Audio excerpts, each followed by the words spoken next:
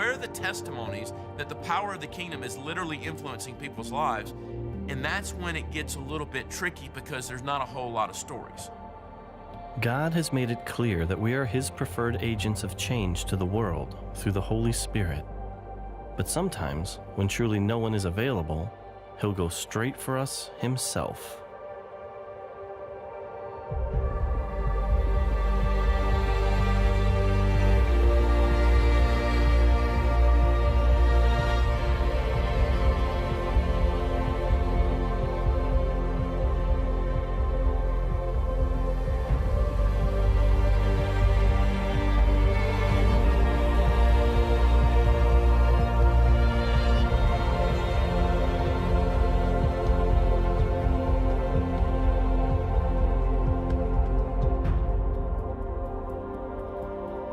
This is Ali, and he met Jesus while hanging out at Mecca.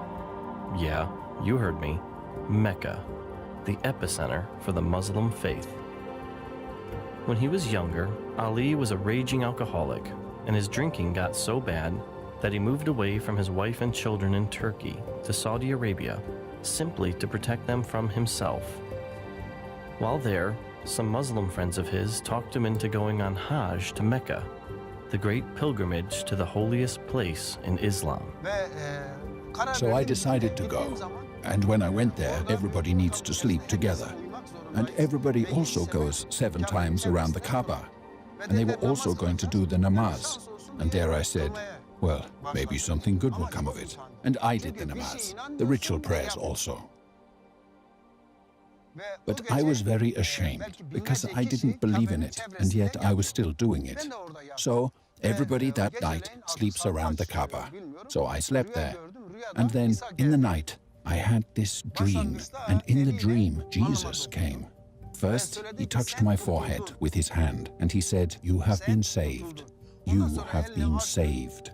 Then he opened his hand and placed it on my chest, and he said, "You belong to me." One of them, he said, "You are saved," and then, "You belong to me." And he was smiling. And this is what I wanted to say. This is what he looked like. From his waist up, he was naked and shining pure white. He had a beard, like in the pictures, but a little bit longer. His hair and his beard, it was as if every hair was electrified light, shining from every hair. That's how handsome he was.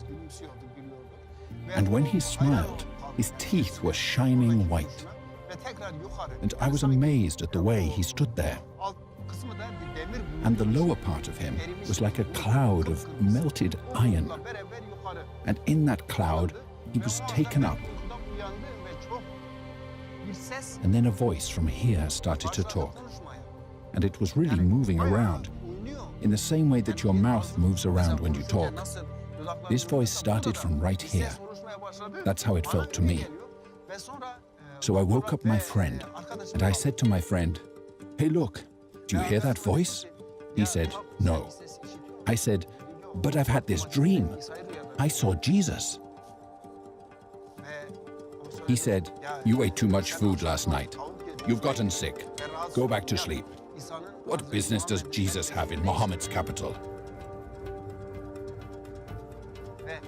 So I tried to go back to sleep, but the voice wouldn't let me. It kept talking to me, just like I'm talking to you. And when it was morning time, the friends came over to me, and they said, "Let's continue on the pilgrimage." And the voice was saying, "No, you're not going to go." It wouldn't let me. And the voice was saying to me, "Go and collect all your stuff and go back to your country. Look for your friends and find them." I didn't understand, but I made up my mind. Okay, I've decided I'm not going to go. I didn't understand it myself. So then I went and took a shower so that I could go back to where I had been. So, in order to take a shower, I got undressed. And I looked in this little mirror, and this part was white. But at that time, my hair, my beard, my mustache, there wasn't a single white hair anywhere. And there was this white everywhere. And so I tried to wipe it off. And when I wiped it, it didn't come off. I wiped it with water and soap, and it still didn't go away. And this voice said to me, I'm going to show you even more things than this. And then, since I knew it was Jesus, right there in the bathroom, I got down on my knees, because the only thing I knew to worship was to go down on my knees. So I got on my knees, and I said, yes, Jesus, whatever you say, I'm gonna do it. It's been years since this encounter, and his hair is beginning to gray, but to this day, his chest hair is still white where Jesus touched him in his dream.